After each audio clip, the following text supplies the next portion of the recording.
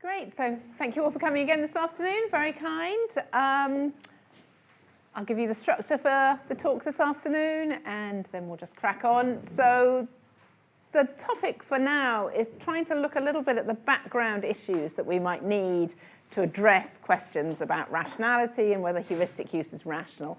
And I think it's a kind of interesting feature of the debate that it's quite common to see people saying heuristic use is irrational or it's non-rational, but without any kind of background discussion of what rationality really consists in.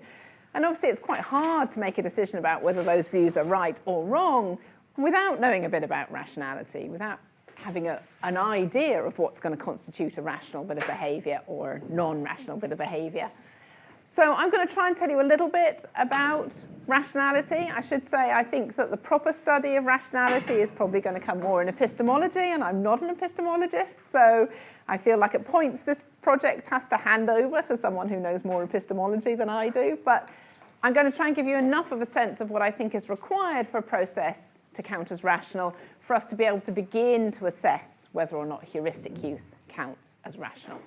So I'm going to start off just by reminding you what I think the problem is. I know it was only this morning that we talked about it, but you know, there's been lunch and maybe coffee and cake and things that may have just pushed those ideas out of your mind. So we'll say a quick recap about what the worry is. Then I'm going to give you a couple of distinctions that I think are important from epistemology that may help us when we're thinking about these things. Then I'm going to try and look at the norms of rationality, and I'm going to look at two opposing accounts quite briefly, an account known as kind of classical or ideal rationality, and an account known as bounded rationality, and we'll ask ourselves how heuristics look from either of those perspectives. And I'm going to suggest to you that they look irrational no matter which, or at least non-rational no matter which of those perspectives you address. And a way to see that they come out as kind of non-rational processes is to introduce another bit of framework which has been very common in the Heuristics and Biases program, and that's this dual process or two-system framework. I take it that's going to be kind of relatively familiar to everybody, but we'll just say a little bit about it quickly. And then I'm going to return to the point that we closed the last lecture at. So in the last lecture, I gave you a couple of bits of evidence that seemed to support this idea that heuristics were problematic from the point of view of rationality. And I'm going to close this lecture by doing that again, by giving you some more of the evidence that an advocate of common sense psychology has to deal with.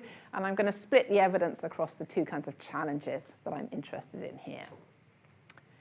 So just to remind you then, the problem for common sense psychology, I told you this morning that common sense psychology makes an assumption of individual rationality. It holds that what people do is typically a rational response to the reasons they have. You know, I bought the apple because I wanted to eat more healthily and I believed that the chocolate was less healthy than the apple.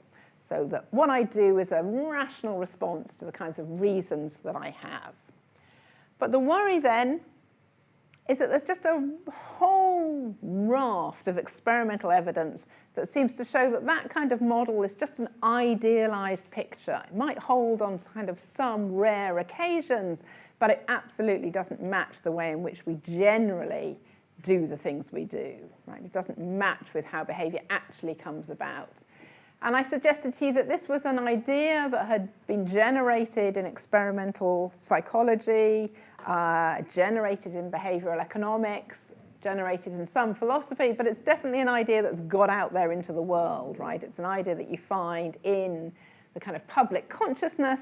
And just to show you that, I've got kind of chosen from lots of different headings here, but this was a headline in the New Yorker in 2017 where it entitled an article, "Why Facts Don't Change Our Minds. New discoveries about the human mind show the limitations of reason." And this was an article about the Heuristics and Biases program, and that general idea that once we look at experimental work, once we get out of our armchairs and see how people actually make the decisions that they make, what we find is that people use heuristics, they're subject to biases, they behave in ways that are non-rational. Our reason is limited. So I think to assess this objection, there are three things, broadly speaking, that we need to know. We need to know what it is for a decision to be rational. You know, we can't judge a heuristic use as irrational without knowing what counts as being rational. We need to know how heuristics are working. and we need to know what it is about the way that heuristics are working that means that they're failing rationality. So those are the three kinds of questions I'm going to try and address in what follows. So let's think about what it is for a decision to be rational to start with. And I'm going to suggest to you that deciding what it is for a decision or an action to be rational is a tricky issue because judgments of rationality are context sensitive and they're complicated and they seem to be responding to a lot of different features. So we're in problematic waters here. And to demonstrate that to you, I've got a little thought experiment here on the board. Imagine that I'm faced with an exam paper, and the exam paper has one question on it, which is, when was the Magna Carta signed? Imagine I'm looking at the exam paper now. I have a very sketchy recollection of studying this kind of thing in British history when I was at school. And let's say the one thing I think I can remember is that the Magna Carta was signed in 2014 when King John returned from a failed military campaign in France. It's the only thing I can bring to mind when I'm faced with this question. Now, in that context, writing the answer 1214 on the paper seems like the entirely rational thing to do, right? I've got no other evidence to go on. This seems like relevant evidence, remembering something from school, being taught this kind of thing. So saying 1214 seems rational, and it certainly seems more rational than saying something for which I have no evidence, 2020 or 1819 or whatever, just picking a number at random. But now consider a slight twist on this situation. Let's imagine that I'm thinking of writing down 1214, but then I'm told that actually the correct answer to the question is written on the other side of the paper. So all I've got to do to find out what the right answer is turn over the page and have a look. And if I did that, I would see that on the other side it says the Magna Carta was signed in 1215. If I just dig my heels in and say, oh, I'm not going to turn the page over, I'm going to say 1214 because that's what I think, looks like my answer doesn't look so rational anymore. Looks like I'm ignoring an easy to come by bit of evidence that's highly relevant to the answer I want to give in such a way that answering 1214 no longer looks rational. So it looks like our judgments of what counts as a rational answer is going to depend on a lot of issues. It's going to depend on things like how important the question is. It's going to depend on how much evidence I'm looking to, how much evidence I ought to be looking to, how difficult or easy that evidence is to come by. So I think it's going to be complicated saying exactly what's involved in giving a rational answer or not. But there's some distinctions that we can take from epistemology that I think are going to be helpful when we come to thinking about this topic. So one distinction that I think is going to be useful is drawing a distinction between what's known as epistemic and practical rationality. So epistemic rationality, broadly speaking, is to do with beliefs, mental states, knowledge, those kinds of epistemic notions. And when we're interested in epistemic rationality, it seems that what really matters is some kind of notion of coherence, right? To be epistemically rational is to form your beliefs in accord with the other things that you know and believe. So from this point of view, it looks like you could be epistemically rational even if your beliefs don't end up kind of fitting the world, even if you're not tracking the truth. So if I believe that all insects have 6 legs, and I believe that an insect has just run under the sofa, I should come to form the belief that something that has 6 legs has just run under the sofa. That would be, from an internalist, epistemic point of view, a purely kind of coherentist approach, that would be the rational thing to believe. That's fine. So I think of epistemic rationality as having kind of what I call internal probity in mind. What matters is how things are from the internal perspective of the agent. And this is the way in which we constitute people, even with quite severe kinds of cognitive impairments, might still count as, broadly speaking, rational. So take someone with something like Capgras delusion. In Capgras delusion, you think that your loved ones have been replaced by aliens. They're not the people that they used to be. They're now new, different kind of people. Someone who's suffering from Capgras delusion might still be internally epistemically rational about the beliefs that they form. So if I have Capgras delusion and I think my mother's been replaced by an alien, and I come to form the belief that an alien visited me yesterday based on the evidence that my mother visited me yesterday, I might still count as epistemically rational. I might still count as forming my belief in a coherent kind of way. But very often that's not all we think of as required for rationality. Quite often we want a kind of external aspect to our rational processing as well. We want what we do to end up tracking the truth of the environment that we're in.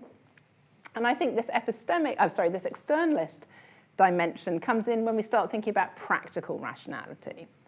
So practical rationality is about how we interact with the world and how we manage to get our preferences satisfied by the things we do, the extent to which we get our preferences satisfied.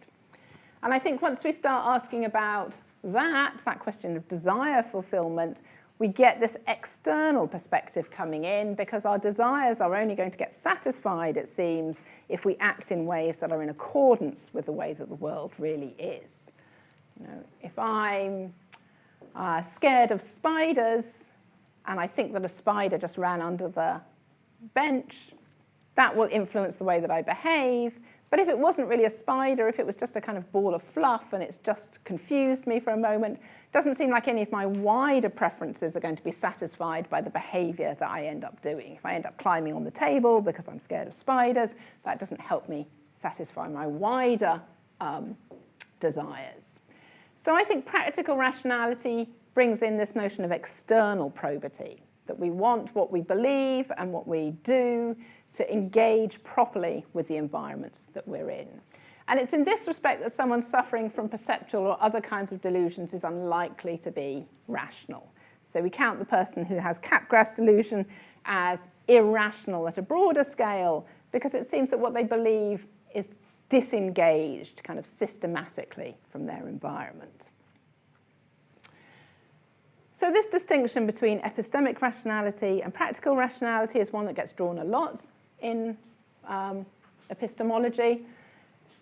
And views differ once you've drawn the distinction about how you should treat the two notions as relating to one another. So for instance, someone like Foley wants to actually collapse these two notions. He says there's no distinction between epistemic and practical rationality. There's just a difference in the kinds of ends that you're trying to achieve. Whereas someone like Kelly argues we should hold them apart, but we should recognize that in any kind of decision-making act, they're going to be very tightly interwoven. And that's because, as I just said, we're unlikely to be able to reach the bar for practical rationality if all of our beliefs are, not tracking the truth, if they're failing at the level of epistemic rationality. So I'm not sure whether you're going to want to hold these apart or let them collapse, but why I've brought them in is because I think they help us to see an important distinction in questions of rationality. It shows us that we can attach judgments of rationality to different kinds of things, right? We can think of agents as a whole as being rational or irrational. The end we're interested in then is a kind of coherent worldview. How much have they got a coherent picture of the environment that they're in? We can also talk about individual beliefs or individual mental states as being formed in rational or less rational ways, rational, irrational ways. And we can also talk about actions as being rational or irrational. And we might want to keep these apart because it may turn out that there's importantly different things to say about each of them. So when we're asking about questions of rationality as we go on, we're going to want to be clear about whether we're asking about the rationality of an individual, the rationality of a process, or the rationality of a kind of output of a behavior. Two more aspects that I think are important to notice. It seems to me that rationality should be treated as both a binary notion and as a gradable notion. So we make binary assessments. We say that this person is or is not rational. We say that this action was irrational or this action was rational. A binary distinction between things which fall within the scope of rationality or will just fall without it. But even so, even once we recognize that kind of binary divide between the rational and the irrational, it looks as if once we get across that threshold, once we get into the category of rationality, we then have this graded notion where actions and people and worldviews can be more or less rational. So I think this is important because it shows us that rational beliefs and actions can still be subject to criticism. Sometimes in the literature what you find is kind of the idea that once you've got into the ballpark of rationality, once something counts as rational, that's it. It's beyond criticism. But I think that's not right, okay? We could still think that a belief has been formed in a rational manner, even though that person could still do more to make their decision or their action more rational or more kind of warranted or respectable. So, you know, it might be rational for me to go to, I don't know what the name of the first lunch place we went to today was? Campus. Okay, so it might be rational for me to go to campus at lunchtime to look for Bruno because I've seen Bruno in there at lunchtime today. But, you know, that's not a great sample. I would probably do better to have, you know, seen him there a few more times. Or, you know, say I go to lunch there every day with Bruno. Then it seems, you know, really quite rational to think he's there. But maybe there's special features about today that I should have taken into account. You know, maybe I should know that today is his birthday and he's decided to go somewhere else, you know. So even once I get into the scope of rational decision-making, it seems like I can always do more, or I can usually do more. I could find more information. I could, you know, warrant my decisions in a better way. So even rational actions are going to be open to critical challenge. You can still say you didn't do enough to make this fully warranted.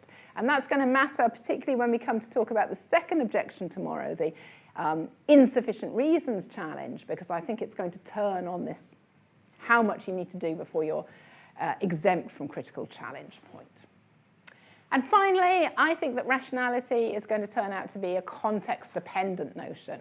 Whether a reason is good enough to support a rational belief, to support rational action, is going to depend to a large extent on the context in which it's in, on things like how important the question is, what you've done. And I think that's what we saw going on in the Magna Carta case, right?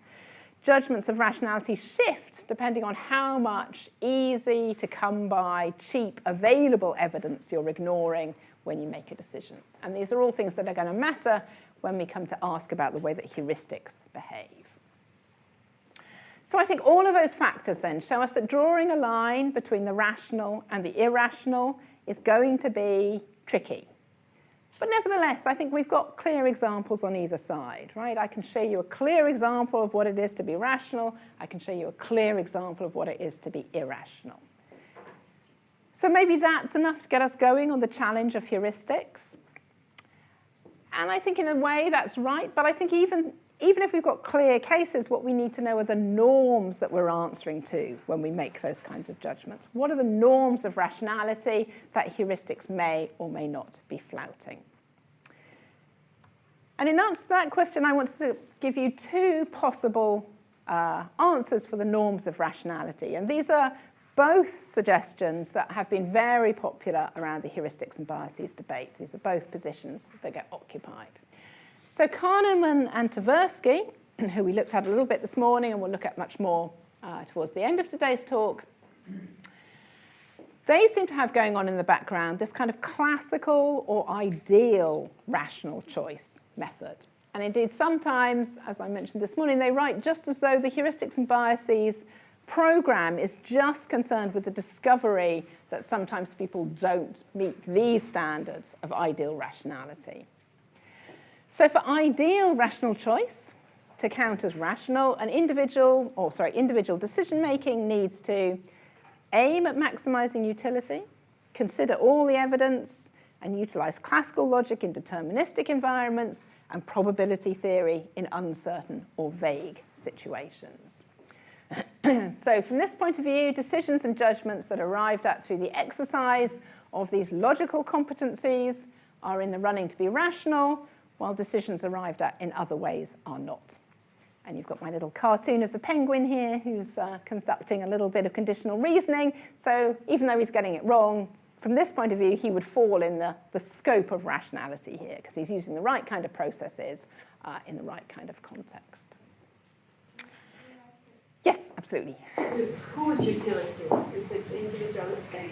Yeah, usually individualistic. So this is particularly influential in behavioral economics, or any kind of economics, in fact. Yeah, I'm just wondering about more collectivist societies where people maybe are used to not thinking about themselves only, but the whole group. Yeah, I mean, I think that would be fine. I think you could just plug in. So I think usually this is understood as individualistic utility, but I think a collective utility would also be fine. You would count as being rational as long as you are acting to maximize that kind of utility, if that's the kind of society you're in. Yeah, so I think they're open to that. But it certainly comes from economics, where the collectivist model is not the overwhelming one. Yeah, sorry. Why not minimize them? Sorry? Why maximize them? Why not minimize them? Minimizing utility. Why not? Why it's not rational? Not rational to minimize your utility, because I think there's an assumption that what we want to do is satisfy our desires. I mean, if that's not right, then this model goes up. Well, it depends what you mean by good here. I mean, it might not be morally good, but the idea is that that's the kind of creature we are. The kind of creature we are ones that want to satisfy our preferences. And that if you do things against satisfaction of preferences, then that's... Yeah, I mean, I'll give you an example. I like chocolate, and I will eat hundreds of kilos of chocolate by, I don't know, a couple of weeks, and it will make harm for me in a big strategical perspective, right? Yeah. But if I minimize my desire, I will feel myself much healthier. So I think there are definitely going to be questions about how we work out which desires need to be satisfied. So there's a massive literature on this, as I'm sure you know, about, is desire the kind of one-off feeling of liking chocolate? Is that the desire, or is in fact the desire to live a healthy and long life? And what happens when those kinds of things come into conflict? That's absolutely right. But I think that's going to come into a discussion about how we work out which are the desires that matter here and how we do the ranking. I don't think it's going to show us that we don't do desire preference ranking. So. Okay, but I'm not actually going to want to adopt this picture anyway, so let's. But this is a classical picture, and it's been hugely influential, and as I say, mostly in economics, but elsewhere. And it is the picture, it seems to be, that's in the background of a lot of the heuristics and biases literature. Is that really what? Yeah, okay. Yes. Yeah. Where did they get that? What, this economics? Yeah, I mean, I think Kahneman in particular comes from that kind of social economics or behavioral economics kind of background, and certainly been, I think that is where it comes from. But actually it's interesting, so it comes up in some places that this is the model that they've got going on, and certainly in people like Ariely, it's very clear that that's the model he's got. But in fact, other people like Gigerenzer, who we're about to talk about, who's the other big figure in this area, one of the things he argues a lot is that actually there's just not been sufficient attention paid to what the norms of rationality is supposed to be. And you won't find Kahneman kind of explicitly sitting down and saying, right, here is what I think rationality is. It's these three principles that I've just given you, and now this is why it's a problem. And that's why reconstructing the debate is a bit difficult, because he will also say things like use of heuristics is non-rational, sometimes irrational, but usually non-rational. But it's right that you can't settle that question without knowing what it is to be rational. So there's clearly some assumptions going on, and it's a bit of a kind of excavation that you have to engage in to find out what they think the principles are. But I think you can find evidence that that is the model that they want. And in fact, sometimes he writes about, he has this quote where he says, people try and pin on me and Tversky the idea that heuristic use is irrational. Irrational is a strong word. We didn't say they were irrational. We just said they don't fit within classical logic and probability theory, and that shows you that that's really the model they had, and that they don't fit within the constraints of classical rationality. And so it seems that that is the model he's working with. But kind of, as I said this morning, that doesn't seem like a big discovery. The realization that we reason in other ways than just those seems kind of unclear. But anyway, so if that is the background, if they really are thinking of rationality as this kind of classical rationality model, we still have a question, right, about what those norms are doing. Are they supposed to be merely descriptive, or are they supposed to be normative? Okay, if they're just descriptive, they're just supposed to give us an account of the way in which people reason, and when we find people don't reason in line with those things, then we could have some other norms, right? Because the norms are just supposed to describe the behaviour. They're not supposed to tell us what the behaviour ought to be. On the other hand, we might think of them as normative, right? So telling us that that is how you ought to reason, and if you don't reason like that, then you've done something wrong. And Gigerenzer argues, I think quite rightly, that there's been a shift about exactly what that model of rationality, of ideal rationality, is supposed to do. So he says, since its origins in the mid-17th century and throughout the Enlightenment, probability theory was viewed as a mathematical codification of rationality. In Pierre Laplace's famous phrase, probability theory is only good sense reduced to calculus. So when there was a striking discrepancy between the judgment of reasonable men and what probability theory dictated, then the mathematicians went back to the blackboard and they changed their equations. They changed the logic to fit the way reasonable people behaved. In studies on social cognition, however, if researchers find a discrepancy between human judgment and what probability theory seems to dictate, the blame is now put on the human mind and not on the statistical model. Okay, so that's the thought that picture, that ideal rationality model, sets a normative standard for the way we should behave, and if we ever behave in ways that deviate from that, then something's gone wrong with us. Not that that logic wasn't the right logic or the right norm of rationality for us, something's wrong with us. And certainly if we accept ideal rationality as the normative standard of decision-making, it's really clear why heuristics are a problem, right? Because heuristics are not logical processes that look at all the relevant evidence and arrive at a conclusion in a neat classical logical probability way. They're doing something different. So it's clear why heuristics are going to look problematic, because, as I just said, they flout logical rules and they fail to consult all relevant evidence. And that certainly seems to be how Kahneman is thinking of the problem here. So one way in which heuristics turn out to be problematic for common sense psychology would be to think that the right standard for rationality is ideal or classical rationality, and heuristics obviously don't meet those standards. But if any of you know the literature here, you will know that that ideal standard is certainly not the only way of thinking about human rationality. And we might think, yeah, it's okay as an ideal standard, but it's not the kind of standard that we all need to be living up to. Kind of standard relevant for human thinking is rather different. And that idea has a long history in psychology and in philosophy.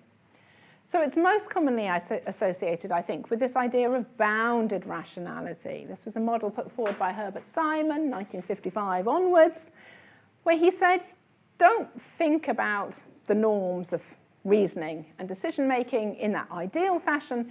Think of them as subject to a number of kind of limitations. You might start at the ideal point, but when we recognize the kinds of creatures we are, the kinds of problems we need to solve, the kinds of contexts we're in, what we will find is that rationality has this bounded factor. So we should recognize that human processing is constrained by factors like the availability of cognitive resources, the time a subject can devote to a problem, the difficulty of the problem, and the social ties or other relations that are relevant to a subject.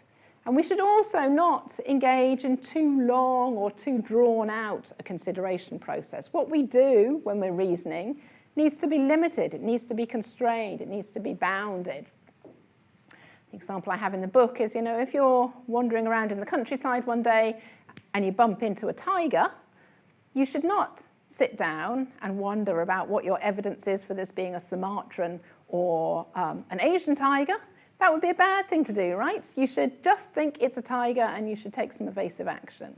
And that's bounded rationality in action, right? It's saying don't devote all your time to a given problem when really there are more pressing problems you should switch your attention to.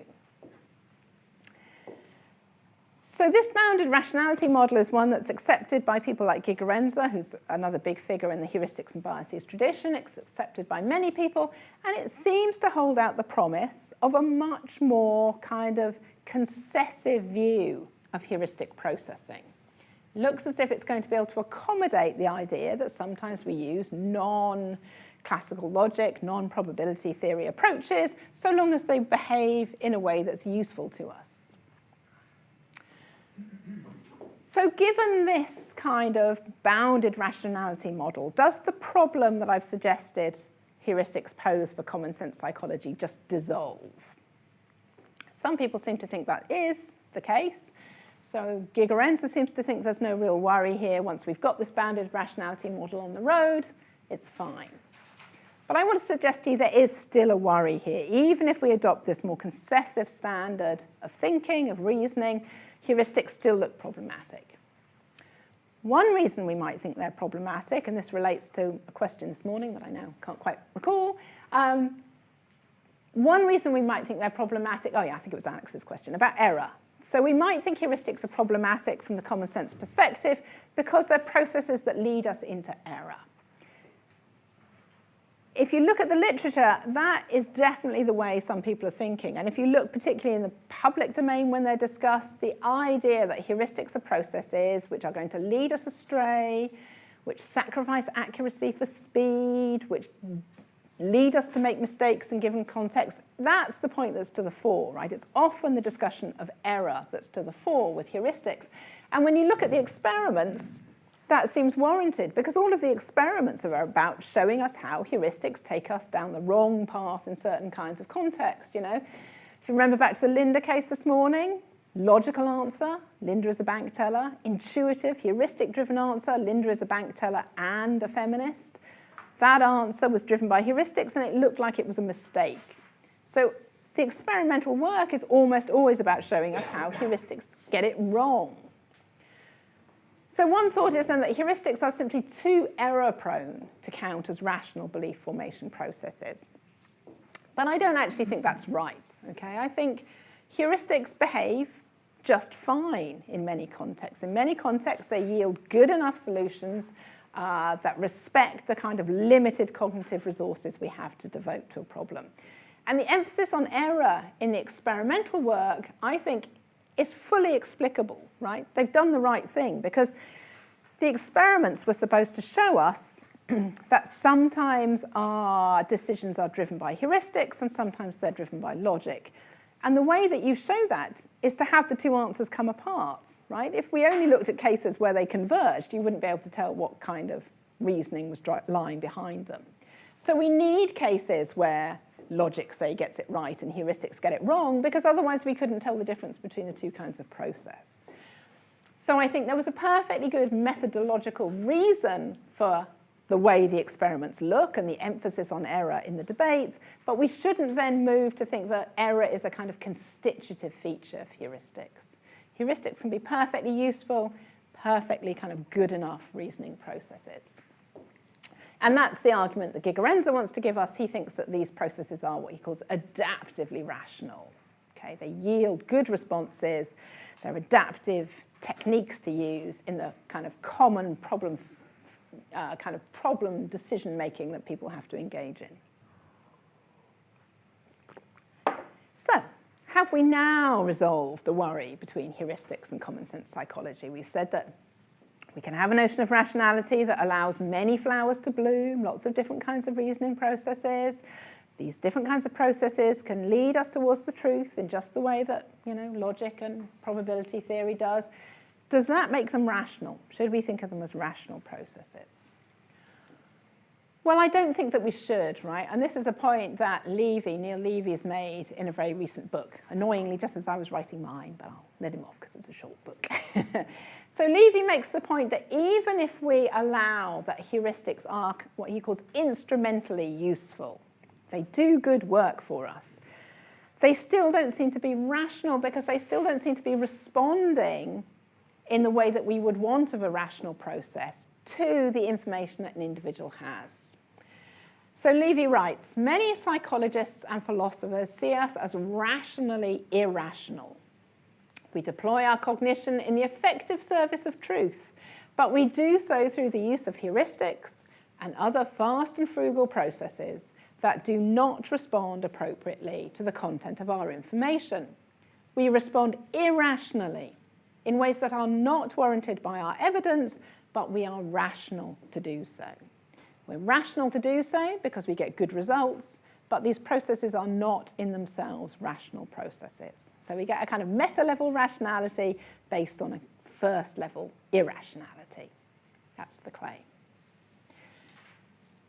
But clearly, if this is the worry, we need to know why we should think that heuristics don't respond appropriately to evidence, right? That becomes the key question now.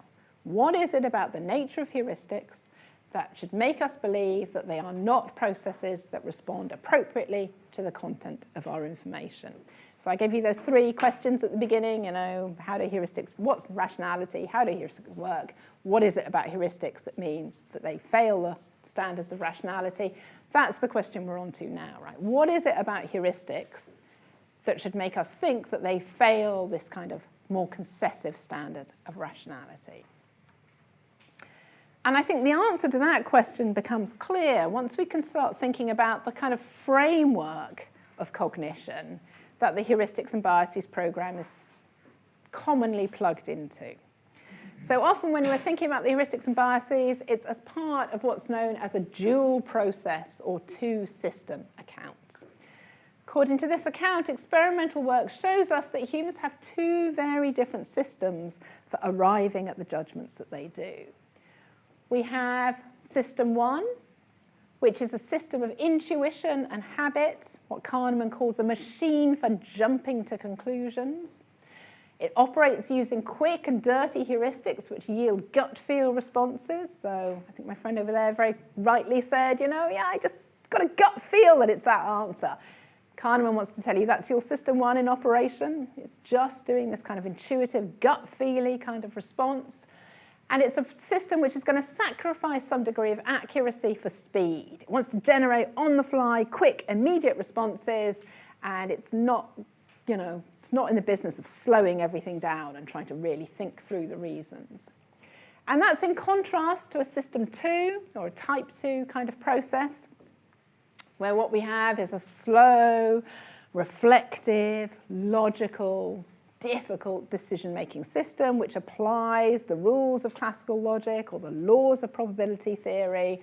It's the home of rational, rule-based decision-making, and on most two-system models, it only gets wheeled in once the subject becomes aware that something's gone wrong with their intuitive system 1 habitual response. So that's what's known as a default interventionist model. You default to system 1, that's why you get these kinds of grabby responses, and it's only when you realize something's gone wrong that you then wheel in the force of logic and probability and really try and think the problem through. But if this is the kind of system that we've got in mind, the kind of background framework we've got in mind, it becomes very clear why heuristics are problematic, right? Because common sense psychology is over here. It's in the business of, reason-based decision-making. And heuristics are over here in this opposing gut feel school of thought. So we get the idea that there's going to be this opposition between reasons-based, rational responding versus this quick, intuitive, gut feel kind of answer. So there are 2 reasons why heuristic use is going to turn out to be non-rational on this system 1, system 2 picture. They're either going to turn out to be irrational because system 1 yields these kinds of gut feel responses which simply don't consult reasons at all, right? System 1 turns out to be a habit-based, intuition-based system, which just isn't doing reasoning, right? All the reasoning happens in system 2. System 1 is about habit and triggering. And this gives us the no reasons challenge, what I'm going to call the no reasons challenge. The idea is that all too often we simply don't bother looking for evidence and weighing up reasons at all. We're just in this kind of habitual triggering kind of case. And this is exactly the way that someone like John Doris thinks of the problem. Okay, so John Doris wrote a whole book about this, and he thinks the worry that heuristics pose is precisely this worry. He says, on occasions, behavior is influenced by a process that the actor is unaware of and would not recognize as a reason justifying the behavior were she to become aware of it. In these cases, or here, reason is not overwhelmed, but somehow bypassed. So the idea is not that something about the complexity of the problem or the time you've got to devote to it or any of those things is making it too difficult for you. It's just that you're not even employing that kind of mechanism. You've got some kind of a workaround that's just not in the business of reasoning at all. But there might be a second objection in the offing here on this two-system model. We might alternatively think that system one yields quick, easy, intuitive responses, which are kind of broadly speaking looking at reasons, but they're not looking at enough reasons. They're not consulting enough evidence. They're kinds of shortcuts that are problematic in some kind of way. And that's the second challenge that I'm going to be interested in tomorrow, which is I'm going to call the insufficient reasons challenge. Okay, so what I want to do in the rest of the talk is give you the evidence that gets cited for these two kinds of arguments, right? So why should we believe that system one yields gut feel responses? Why should we believe that system one yields quick, easy, intuitive responses? I should say that I think this is a helpful way to divide up the evidence, because when I come to respond to the challenges, I think there are different things you need to say about each of these challenges. But as I said this morning, this is not how the original proponents, or indeed anybody else in the field, is conceiving of the challenges. Because these two challenges get run together almost entirely. Sometimes Kahneman and Tversky write as if they're worried about challenge one. Sometimes they write as if they're worried about challenge two. Sometimes more recent contributors to the debate and coming from the philosophy side, so people like Mercer and Sperber, they almost always write as if the challenge is two, but then they also slip into thinking the challenge is one, right? So these challenges are not well held apart in the literature. So don't think of them as questions about who holds which challenge. Really think of them as about which challenge is to the fore and how should we answer it. Because I think there are, yeah.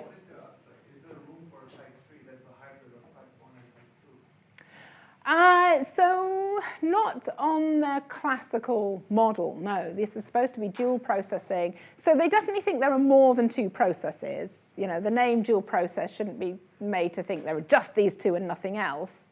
They think there are other things going on, but they definitely think when it comes to reasoning, it's these two kinds. And in fact, I'm going to want to say that that is at the root of a lot of the problems. So part of what I want to do in these talks is to try and reject this two-system model of thinking, because I want to say that there's just a graded spectrum here between respectable and non-respectable processes, and also non-respectable instances. So it's not even like you could say this kind of reasoning is always good or always bad. Sometimes it's okay, sometimes it's not okay.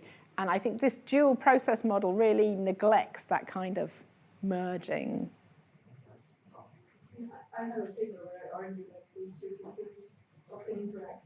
I also wanted to ask, like, you know, we were talking about heuristics, and I'm constantly thinking about procrastination.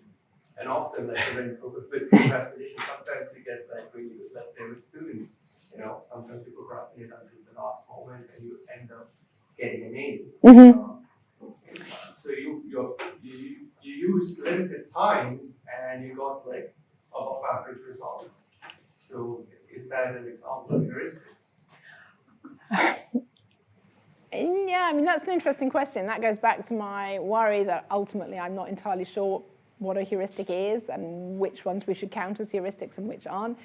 I would say that if you were never using that as a kind of rule, if it just so happened that really what it was kind of weakness of the will kind of case, where you just couldn't get yourself motivated until your professor says, right, I want it in 24 hours, and then you go, oh, right, start typing. In that kind of case, it probably looks less like a heuristic.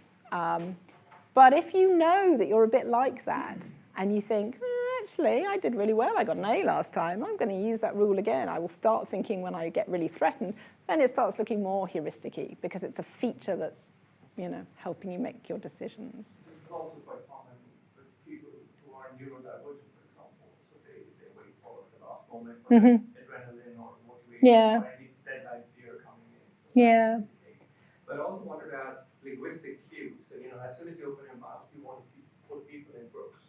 So you don't wait to hear, sometimes just like tiny bit of audio sample, or just as soon as you open your mouth, you want to put them as an A group or an out group person. So I'm again thinking about heuristics in this case.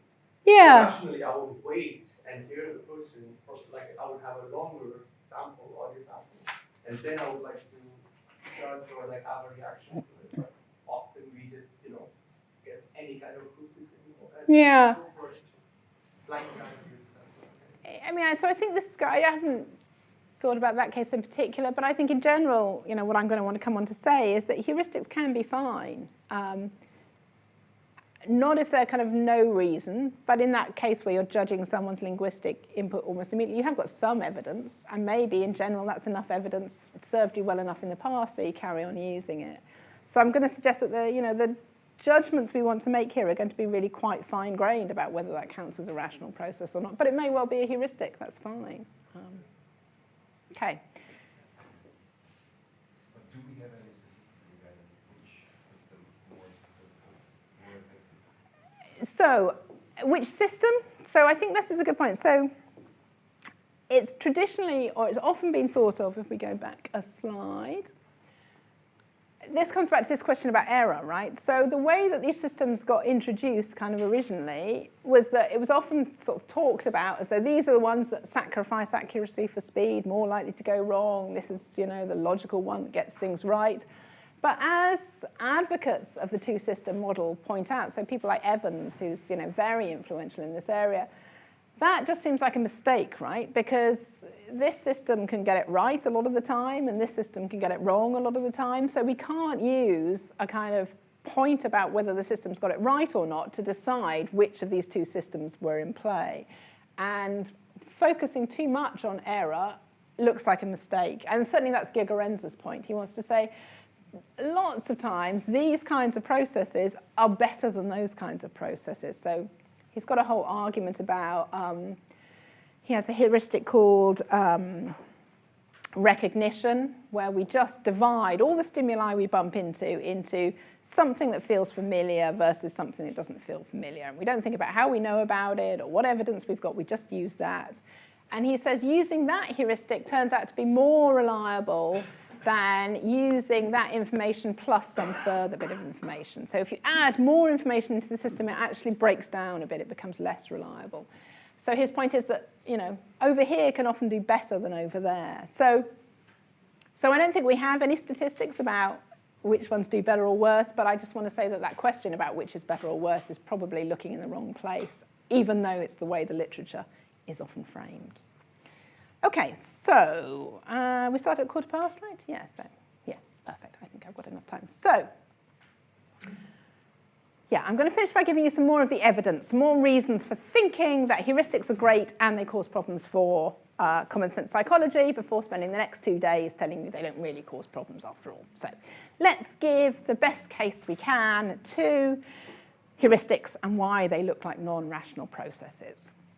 So do people know the cognitive reflection test? We talked about Linda this morning. I think these are the two most famous bits, but it's good if you haven't heard of them because it's good to do them for the first ever time. So we did Linda this morning. This is bat and ball. Anybody not done bat and ball before? Everybody's seen this one? It's terribly famous. No, brilliant, excellent, that's what we like. We're all going to look at you now. Excellent. So this is what's called the cognitive reflection test, designed by Frederick in 2005. It only had 3 questions in it when it was first written. This is one of them. This is the best one he had. It's generated a kind of cottage industry now in generating cognitive reflection-like questions. So you can find ones that are much less well-known than this, and if you want to give them to your students, give them the less well-known versions because it's much more effective. But this remains the best one, I think, the most compelling one from their point of view. So the question, they're given this little bit of vignette. A bat and a ball cost $1.10 in total. The bat costs $1 more than the ball. How much does the ball cost in cents?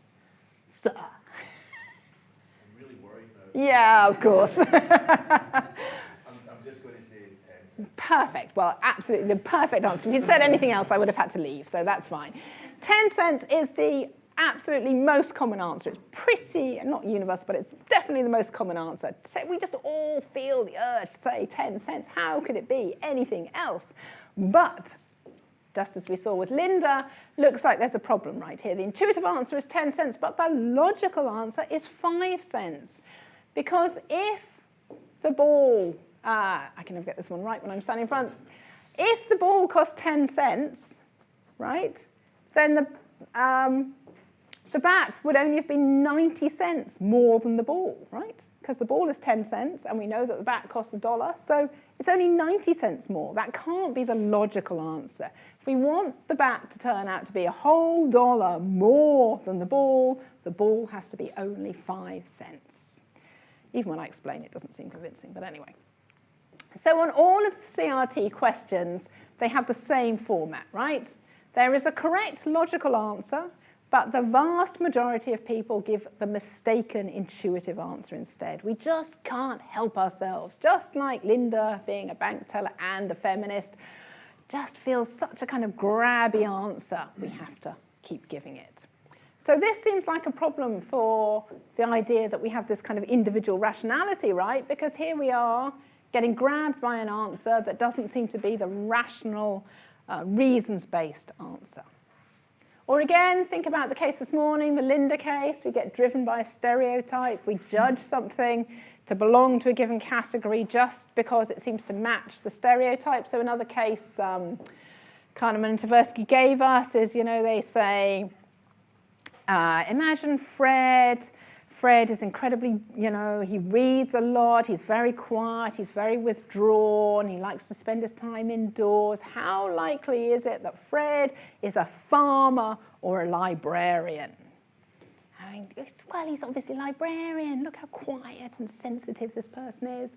But what Kahneman points out is that you shouldn't make that kind of decision without knowing about the base rate of farmers versus the base rate of librarians. If you're looking at a population of 100 people and there's one librarian in it and 80 farmers, it's going to be much more likely that Fred is a farmer than that he's a librarian, right?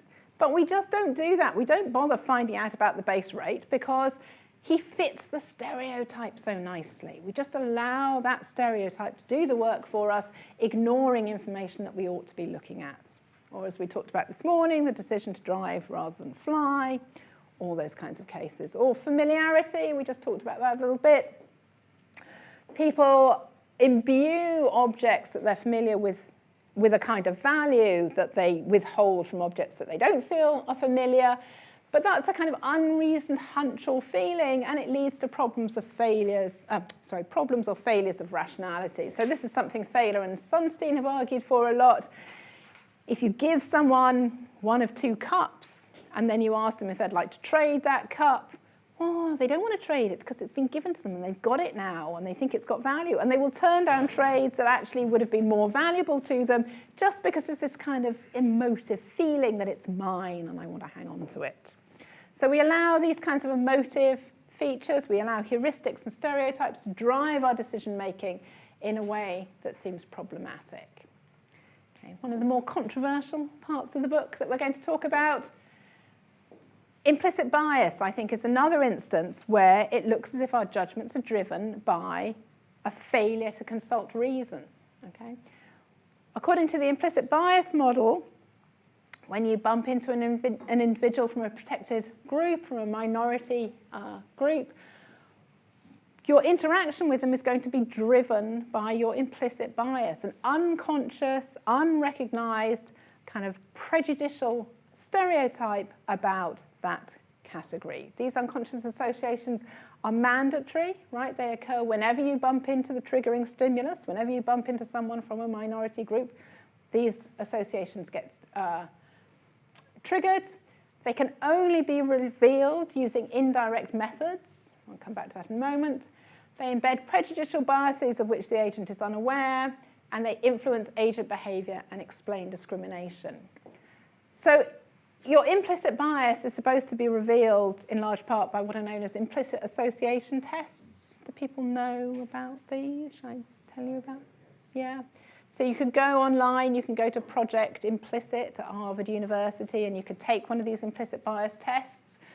They're quite complicated. They involve sorting pictures at the same time as sorting words. So you have to sort words into positive and negative valence, and you have to sort pictures into ethnic group or gender group or whatever.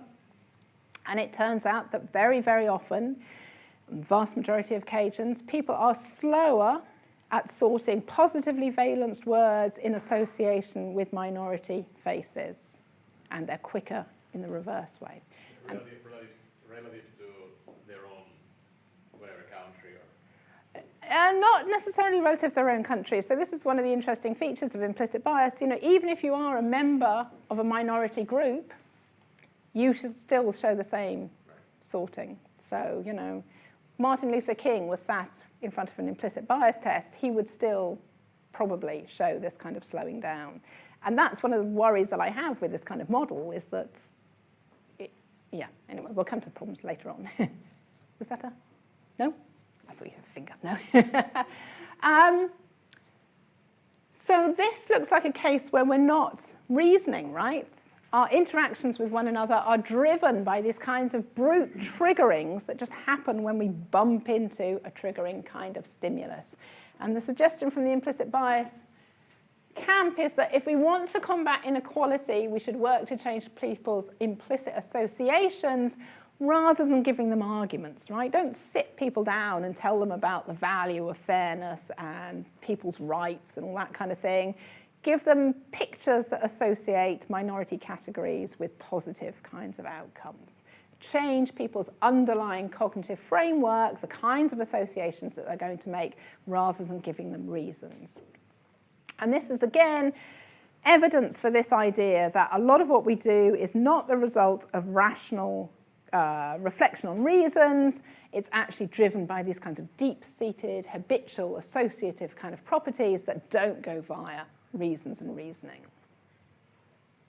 I think the final bit of evidence, for the no reasons approach to heuristics comes from nudge. So I should have said a moment ago, actually. So I think we get different kinds of evidence for the no reasons challenge. We get the original kind of evidence, which are things like the cognitive reflection test and the heuristics like stereotypes and representativeness and availability.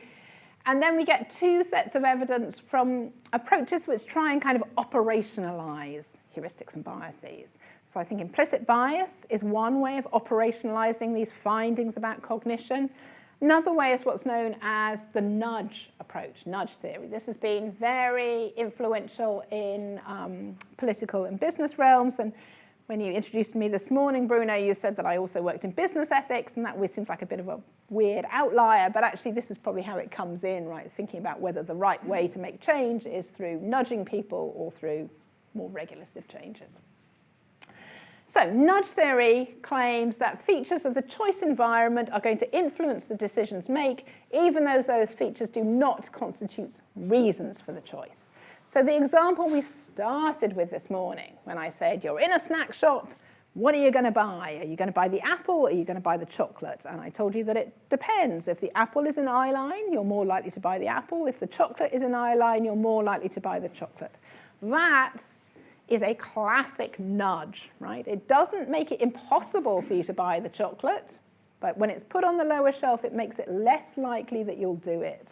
And that's not through telling you that chocolate is unhealthy. It's not through, making recommendations about better life choices.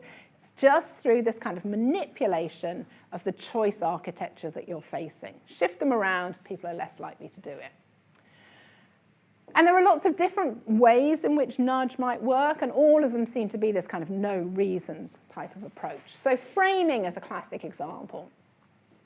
I'll give you the health-based one rather than that because it's a bit more grabby. Turns out in experimental work, if you tell people, would you like to undergo this hypothetical medical procedure, and in one description you say that this procedure has an 80% chance of survival, and in the other condition you say it has a 20% chance of death, which one would you rather go for? Turns out people would rather go for the one that they're told has an 80% chance of survival. But an 80% chance of survival is arguably exactly the same as a 20% chance of death. So there's really no difference there. The only difference is the way that the material is being presented. Or, the example up here, which is clear, if a shot is either made or missed, then it's definitely the case that making 70% of your shots is the same as missing 30% of your shots. But still, people would prefer in hypothetical experiments where you're told you can buy this player or this player made 70% of their shots, this player missed 30% of their shots, people prefer the positive. They want operations they stand a chance of surviving. They want players who make their shots, even when, from a statistical point of view, there is no difference. So that's a kind of nudge, the way in which we frame the information that we give people.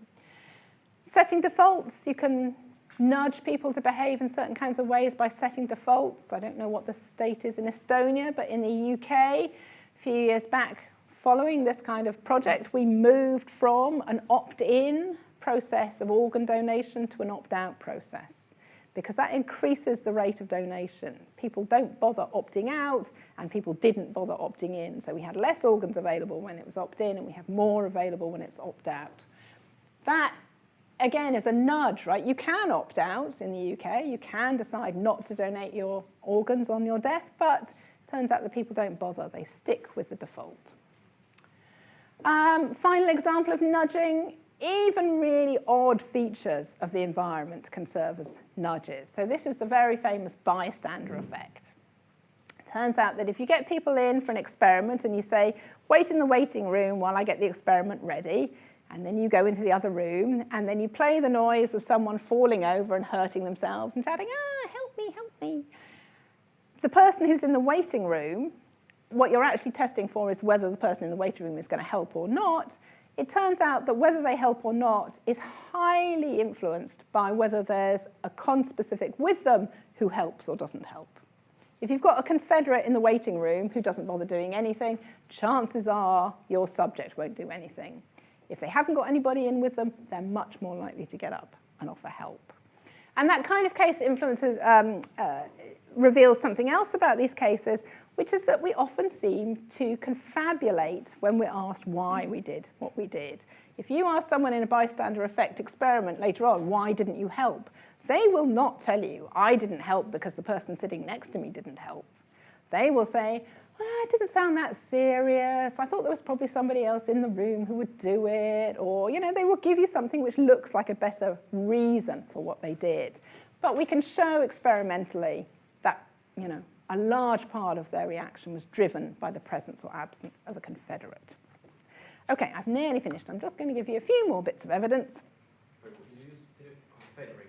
Oh, sorry. So an experimental confederate is just someone who's on the inside of the experiment. You know, someone who's like the experimenter. So they're not a so the person in the waiting room thinks they've just got another ordinary subject waiting with them. You know, you say, Francisco, come in, you're going to do the experiment. You're both doing the experiment, so if you could just wait here for a minute. But little do you know that she already knows how the experiment's going to work, and she's going to help or not help, depending on which protocol we're in. Yeah? And it's not a confederate? Confederate just means it's not a real subject, an actor, exactly. Sorry, what makes a difference? Whether you know your beliefs about the other person? No, just what the other person does. So you don't know that the other person is an actor. You think they're just here to do the experiment with you. And when you hear the noise, okay, this person will do one of two things. They will go, oh, help, we should do something, in which case it turns out that the subject is much more likely to help. Or they sit there and they don't do anything and they don't even seem to notice the noise. And then it turns out that the subject themselves won't do anything. Yeah, so it's the controllable element. It's the, you know, manipulating factor. Okay, so let's press on quickly. So I want to give you a second set of experimental work quite quickly, which I take it stands more for this kind of insufficient reasons challenge, which is the second challenge we're going to look at tomorrow. So the first challenge is that we have these ways of arriving at judgments or decisions or actions which just don't look to reasons at all. Second worry is that we have these ways of arriving at judgments or reasons or actions which do look to reasons. They get us kind of in the space of reasoning, but something about them is just not good enough to count as genuinely rational. So to begin to get us thinking about this is the famous Wason selection task. Gets appealed to by lots of the heuristics and biases people. I think there's a bit of a problem with that, but anyway. People done Wason before? Yeah, some people not. My friend over here is not even going to look at me this time. So the Wason task is an abstract conditional reasoning task. You show people some cards, like the ones up here. You tell them every card has a number on one side and is either red or brown on the other side, or orange maybe.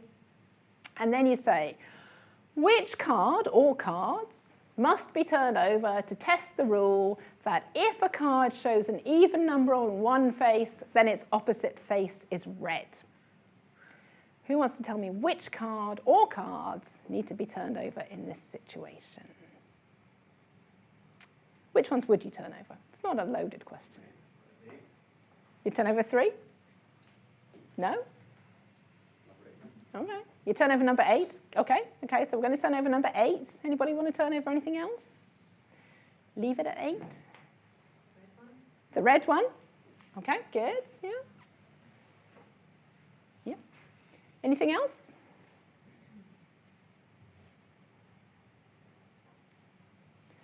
Okay, good. So it turns out that when you give this experiment to lots of people, they want to say turn over the red card. But turning over the red card is actually irrelevant because the rule doesn't say if and only if it's got an even number on the other side. Red cards could have either number according to this rule. The one you need to turn over is the orangey one, right? Because if that one has got an even number on the other side, then we know the rule has failed. So in fact, what lots of people want to say is you need to turn over, lots of people say you need to turn over all of them. Then most people say you need to turn over at least 3 of them. You need to turn over, I can't think which number it is now, an even number. So you need to turn over the 3. No, you don't. You need to turn over the 8 and both the colours, according to most people. But in fact, the red card doesn't need to be turned over. It's irrelevant. And what this seems to show us is that we're pretty bad at doing conditional reasoning, right?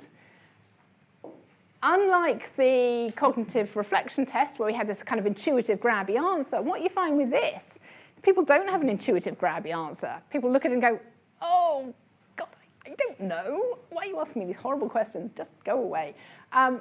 They think about it really hard, and they try and get it right, and then they still get it wrong.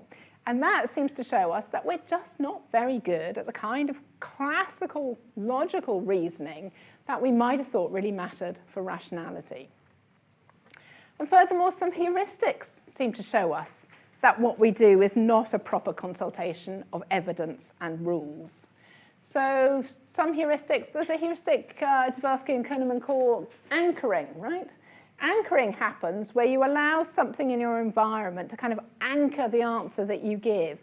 And sometimes that's fine, and sometimes that's not so fine. So actually, I think we're going to have this example later, so I won't give it to you. But sometimes anchoring is okay. You know, if I want to know whether most people in this, you know, in my home country drink alcohol or not, I might anchor that to the fact that I know most people that I know drink alcohol. And that seems okay because that gets me the right answer. But sometimes anchoring is much more problematic. So Kahneman and Tversky ran an experiment where they asked people to estimate the percentage of African countries in the United Nations, and the controllable feature was that they then spun what they claimed was a random wheel, and it wasn't really random because it either generated the number 10 or it generated the number 45.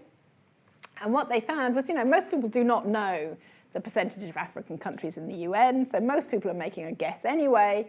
But what they found was that when this totally random number was introduced, it influenced the kind of answer people gave. When you gave them a random low number, 10, people guessed lower. The median guess was 25.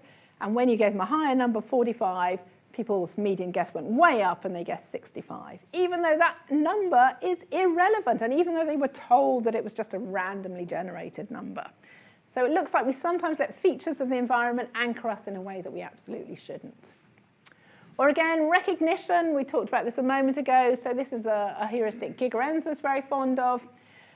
He says, look, this heuristic divides all the stimuli into something you feel you recognize and something you don't feel you recognize.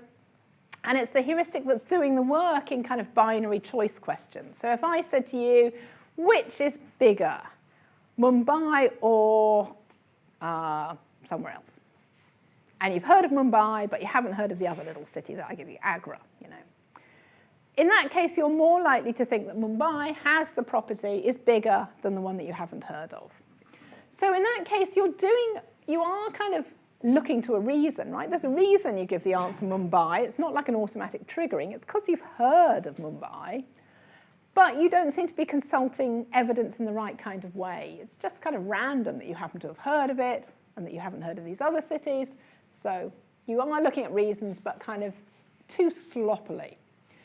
So these kinds of heuristics seem to show us that even when we bother to consult reasons and evidence en route to making decisions, the way in which we do this is simply too flawed or too sloppy to count as properly rational. I've got a couple more cases. Would you like me to just stop because we've been going on for a bit here, or do you want to hear the last couple of cases? The best ones. The best ones. Okay. Well, I think there's only one more, so... Oh, two. Okay, I'll go through them quickly. Motivated reasoning is a big area that seems to support this idea of insufficient reasoning. It turns out that when we look at how people form their beliefs, they hang on to their beliefs in light of counter-evidence, don't search properly for counter-evidence. That's what's often known as belief preservation. People are overconfident. They attribute too high a credence to their beliefs, and they're subject to belief polarization. So groups hang on to beliefs in the light of poor reasons and reasoning. So it turns out that if you're someone who antecedently believes in the safety of nuclear power, and you get told that there was nearly a terrible accident at this nuclear power plant, but there was an alarm that just stopped tragedy occurring, if you're someone who antecedently believes that nuclear power is safe, you will take that evidence as showing you that nuclear power is safe. Because look, the alarm system worked and tragedy was averted. If you're someone who antecedently believes that nuclear power is not safe, you will take that piece of evidence as demonstrating that nuclear power is not safe because, look, there was nearly a tragedy. We're only just saved by the bell. So the way that you approach your evidence, what evidence you seek out, how you weight it, what you allow it to tell you, depends on the kind of mindset you're bringing. It depends on the things that you already think. And that seems to constitute a failure of rational thinking, right? We systematically, it seems, seek to preserve our standing beliefs in the face of counter-evidence that ought to dislodge them. So Mercier and Sperber, who are big philosophy figures writing on this, call this a kind of my-side bias. I won't go through that. We can have that another day. So the last one I'll leave you then is Dan Kahan, who writes about what he calls identity protective cognition. So what Kahan wants to point out is that very often, it seems, we allow our beliefs to be dictated not by a search for the truth, but by a desire to maintain a kind of social identity, a kind of cohesion, or the model of ourselves that we like to think. So Kahan writes as follows. When individuals apprehend, largely unconsciously, that holding one or another position is critical to conveying who they are and whose side they are on, they engage information in a manner geared to generating identity-consistent rather than factually accurate beliefs. So he's thinking about things like gun control, climate change, mask wearing, these kinds of beliefs that seem to signify group membership. He says, under those circumstances, it is individually rational for members of the public to adopt this style of engaging information because positions on climate change and a small handful of other issues have come to signify membership in and loyalty to identity-defining affinity groups. The stances people take on these issues can be very consequential for their social status. If a person's view is contrary to his or her groups, he or she faces the prospect of losing all manner of peer support, both psychic and material. Accordingly, we should expect individuals, especially those at highest in science proficiency, to use all the cognitive resources at their disposal to form and persist in identity-consistent beliefs. Of course, these individually rational stance takings are disastrous for society at large. So I want to disagree with Kahan here. I don't think these stances should be thought of as individually rational, right? They're not things, we're not trying to get at the truth, and I think getting at the truth is the hallmark of rational thinking. But it's quite right, it seems, that we do reason in this kind of way. At least sometimes we seem to preserve identity within a group rather than want to search for the truth. So for all these reasons then, it looks as if sometimes the way in which we form our beliefs and our actions doesn't pay sufficient attention to reasons and evidence to get us across the bar for rational thinking. So, sorry that's gone on a bit long, let's just summarise. I suggested to you this afternoon that in order to understand the challenge that heuristic use poses to common sense psychology, we need to know at least something about the nature of rationality and the norms of rational decision making.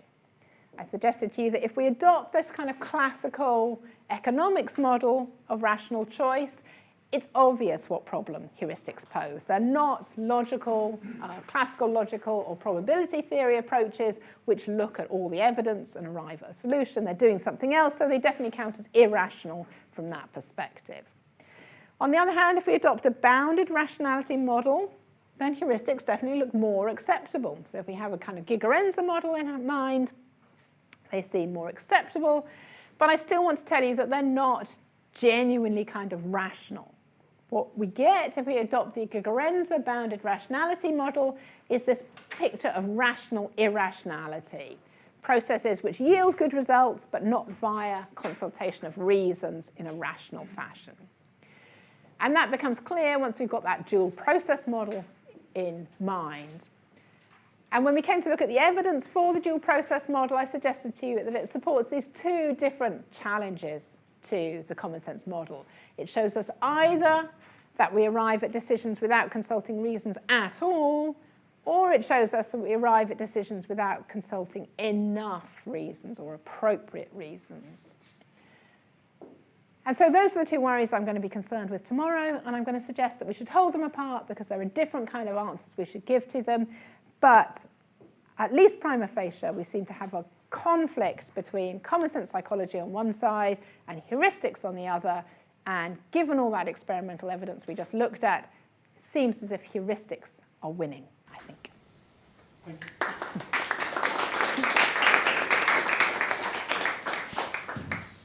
Okay, lots of questions, but I ask the first one because it relates to the very first thing. Okay. You said in the beginning that common sense psychology assumes rationality, that people are mostly rational.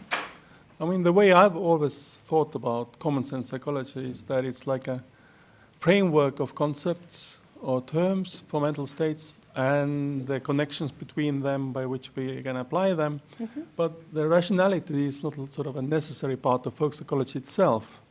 So, because, I mean, the connections between concepts, I mean, they don't have to be rational or normative in this sense. I mean, they're just connections. So my question is, why do you assume that folk psychology or common sense psychology has this rationality assumption in it? Okay, so I think that's an excellent question, and it's definitely not the aspect of common sense psychology that gets stressed on many occasions, but I can't see how we could have common sense psychology without this kind of commitment. So even if you talk about the relationship between concepts, for folk psychology to, for the rules to look the way they do, those relationships have to be kind of content-based. It has to be, why do you have the rule that if someone wants P and believes that Q is a way of getting P, then everything being equal, they will do P. Lost track of my letters. Is that the right letter? Anyway, they'll do the one that they want, the one that they think is going to get them the thing that they want. You could say that's just a relationship between concepts, but, we might think that rationality is the relationship between concepts as well. It's why that is a reasonable conclusion to come to, given the things that you're feeding into the system. And I think, you might want to say, well, rationality only applies at the level of application of that rule. So it applies to the individual who's following that rule. And I think that would be okay, but then that would just be to claim that common sense psychology itself doesn't make a claim about rationality, but any time you want to apply it, it makes a claim about rationality. And I feel like those two things are going to amount to the same thing. But it's a kind of fact that we can make sense of irrational behavior also in folk terms. I mean, because we can sort of explain and justify them. So how would that be possible if the rationality somehow built in? Yeah, good point. But I don't want to say that because there's an assumption of individual rationality, everything we do has to be rational, and the only time you could use common sense psychology is when it fits with that rationality, when it passes the bar for rational thinking. Okay, so that's a very good point. I don't want to claim that. And that's coming back to that point that we made kind of at the beginning, that these things are graded, right? So once you get over the bar for a piece of behavior or a decision or a person being rational, you can still grade it, right? You can still grade it as more or less rational. And you can still think that people fail to be rational even once they're in the ballgame of beliefs and desires. You know, no one, I think, who hangs on to common sense psychology would want to say that we're infallible thinkers. That can't be right. We definitely get things wrong. We definitely, you know, try and reason correctly about the beliefs and desires we have, but we come up with the wrong results. That doesn't show us that the assumption of individual rationality isn't in play, because you were trying to be rational. You know, my little picture this morning of the penguin who committed the fallacy of affirming the consequent when he was trying to reason. You know, we could understand him in logical terms, even though he's doing something wrong, right? He's doing something irrational, but we can see that it's in the ball game of giving reasons and answers. He thinks he's a TV, right? Yeah, he may think he's a TV, yeah. He definitely thinks some penguins are TVs, so he may fall in that category. Right, so I'm a bit confused about different types of heuristics. Maybe it just means that you've been successful in making me skeptical about this notion of heuristics. But with my background in moral philosophy, when I think about like moral heuristics, Cass Sunstein's classic article, I think about these heuristics that he lists, like do not play God, do not tamper with nature, omission bias. But it seems to me that in this context, these types of heuristics function in a very different way, because they function like totally automatically. You don't even have to like reason about it. You just say that something is morally bad, whereas all these examples that we have here, you still do some kind of mental calculation, like with the bat and the ball. So there is. So you don't get to the answer just by the emotion. Like you still do some calculation, but you do a faulty calculation. So I wonder. Are there like different kinds of heuristics? Does it have any implications or on the debates that we are into? If you could just clarify that ground a bit. Okay, so I think that's really interesting. It's a good question, thanks. So I tried to give you the bat and ball and the cognitive reflection task in general because they are the ones that get spoken about in the literature as having intuitive gut feel responses. And the way people write about them seems to suggest that they're thinking of them as not engaging reasoning. So you said, oh, you've still got some thinking going on in the background. If you think of them like that, then they fall under the insufficient reasons category that I was thinking about. But if that's right, then it's okay that you've got these moral cases where you think they just don't involve thinking. They're the ones then that you should be thinking of as examples of no reasoning. So I think it may be a kind of personal feeling about what you think is going on, whether you think a given heuristic falls in one category or the other. But those are the two categories that I'm interested in, and they're the ones that I think are in the literature, that either they engage no reasoning at all, or they engage reasoning in a kind of faulty kind of way. So if you don't like the examples I gave you, just try and hang on to those two categories and see if you think there are any examples that you think fall into them. And I think I want to say the same thing about whichever examples you have. But it's quite right that I don't, I come at this from philosophy of mind and philosophy of language, not from moral philosophy. So it will be interesting going forward if you think that there are cases of moral heuristics that don't fit what I'm going to say tomorrow. So maybe come back to me and tell me. Although there's a great, no, I'm not going to think of the name now. There's a great book on these that I think helps me in this line, but I'll talk about it tomorrow. Yeah. Okay, thanks. Does it work? Okay. So my question is connected to Bruno's, and you said something like, it's not just conceptual connections, we must apply something like rationality to explain why certain beliefs and desires lead to certain actions. I was wondering if you have a good answer to the so-called frame problem, which is that, it depends on what kinds of implications we feed into the system, and almost any kind of judgment or decision can be seen as rational given a certain package of implications. So how to deal with that? Yeah, so I think I want to handle that by saying I want to get a good epistemologist in right now. So I definitely think that that this is difficult, right? So I think I would like to argue for my own case of making some kind of progress here, because a lot of the debates about heuristics just don't talk about rationality at all. They just tell you they're irrational and then we move on, right? But that seems not enough, right? We need to know something about rationality to know why these things count as irrational. But do I think that what I say in the book is going to settle all these questions about rationality? Absolutely not. So I think there's, a huge amount of work still to be done there, and it's a huge amount of work that's going to be very difficult for precisely the reasons you've given. The frame problem is a massive problem, both in kind of rationality and in computational accounts and all kinds of things. How do we decide what's relevant, and how do we do that without even going through everything and saying this is relevant, that's not relevant? Somehow we just set the limits and we say, this is what I'm looking at, and and it's okay. And sometimes that's okay, and sometimes it's not okay. Sometimes you're ignoring stuff you really shouldn't be. You really should be looking at. So I want to say that is a real issue, but it's not an issue that tracks different kinds of decision making.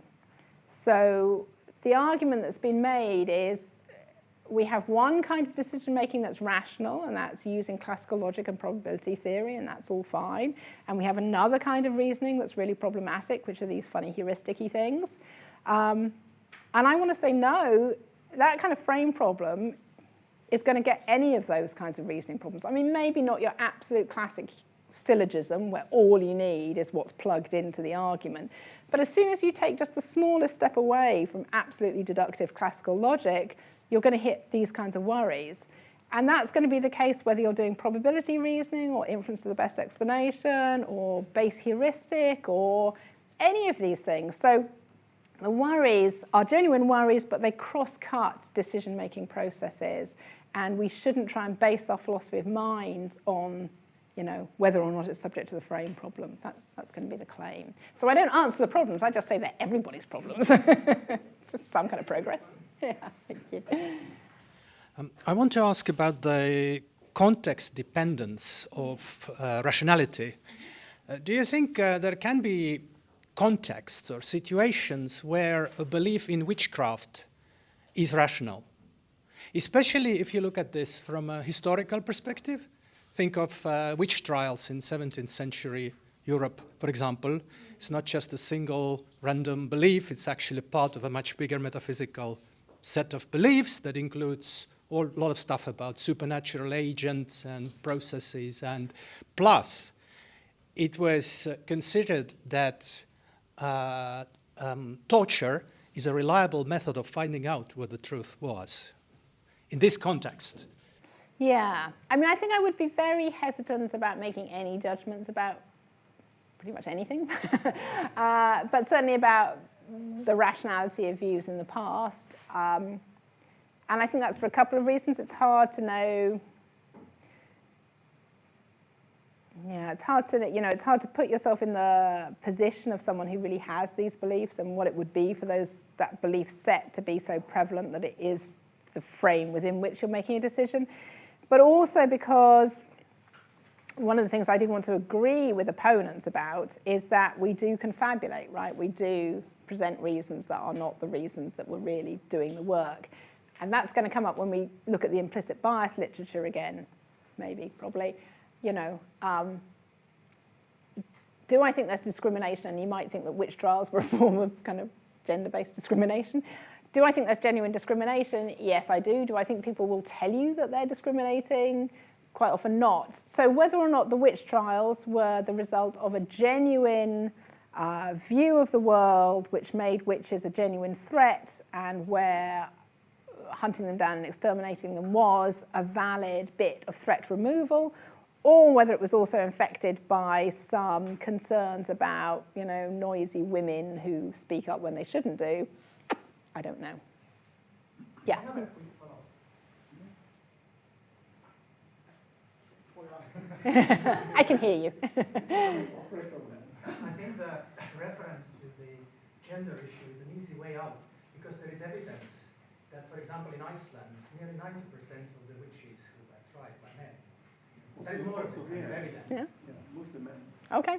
Well, that would support the view then that it's a genuine response to the kind of... So in general, I think, yeah, I mean, I don't have a problem with the idea that we can count these things as rational. I mean, it goes back a little bit, I think, to that division I wanted to give you between kind of rationality construed as internal probity and rationality construed as external probity. There's a way in which burning witches might seem absolutely respectable from an internal perspective, given this is the framework that I'm operating within. But if we really think there aren't witches and there really wasn't evidence of supernatural behaviours, it's not obvious that that's going to have much external probity to it. So I think I would probably want to say something like that. But I haven't thought much about witches. So. Yeah. At the beginning, you started out with these three classical or ideal rational choice theory kind of norms. But the first one, which is aim at maximizing utility. But am I right that all of these tests and so on actually are aimed at sort of showing that we don't do the other two things, though we don't consider all the evidence, we don't utilize classical logic, but they don't seem to do anything against the fact that we maximize our own utility. Yeah, okay, right? So I think that's probably right, although the bounded rationality model is definitely supposed to respond to that feature, right? It's supposed to say, don't maximize, suffice. Is that the phrase we use? Do sufficing, right? Get a result that's good enough.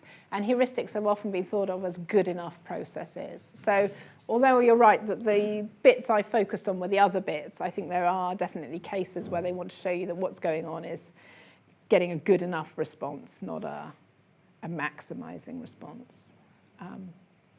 Yeah, but there's a lot to be said here about, we had the debate at the beginning about what it is to rank your desires, what it is to have preference satisfaction. I'm not really trying to touch on any of that because none of that seems to work when we come to heuristics. If we think of heuristics as trying to reach those kinds of maximizing points of view, then we're going to face a problem, I think. Okay.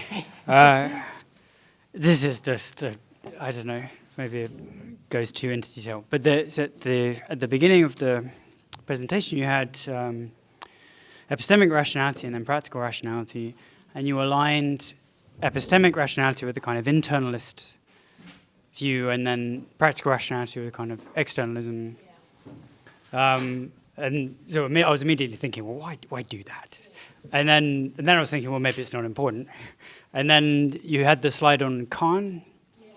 So I know, at least in one of his papers, he adopts a kind of extreme kind of epistemic externalism, in assuming when he thinks about probability, he thinks about it in terms of objective chances.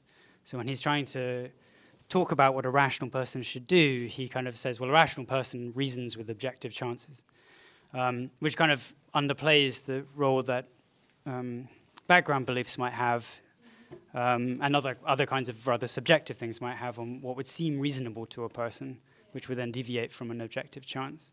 So that would be kind of a case where, like, arguably Kant goes wrong. So like Pennycook and others can criticize him because he adopts this very externalist epistemic position or assumption, and that would be then it would be important whether you align the internalism, externalism with the epistemic practical. Okay, I think that's a good point. I think I've been picked up on this before. I'll just put my cards out there.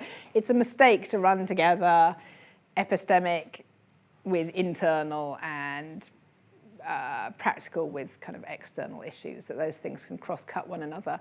And actually, one of the responses I get quite often from the philosophy crowd rather than from the psychology crowd is, truth doesn't matter, what matters is coherence. It's all about what's going on the inside. It's not about getting out into the world and satisfying truth. I find that the idea that rationality is just about coherence really weird and not very satisfying, but particularly around the kind of computational model picture actually, but yeah, this machine's rational, you know, it's coming, it's just doing the right kind of thing within its own little limits. So I think one of the things I was worried about when I wrote this bit was, look, I just think truth's got to get in here somewhere. And that's the disagreement that I have with Kahan when he writes that identity protective cognition is rational, because he's absolutely explicit that it's not about truth tracking. He says there are times when you shouldn't believe the true thing, you should believe the identity protective thing. And so I'm surprised that he has such an externalist point of view in other conditions, because here he seems to be absolutely denying that it's the external bit that matters. Yeah, I mean, I know he says the thing, yeah. Bruno wants the microphone back. So but we can talk more about what they're saying. So I think we have to stop here. But thank you very much. And see you again tomorrow, please. Thank you.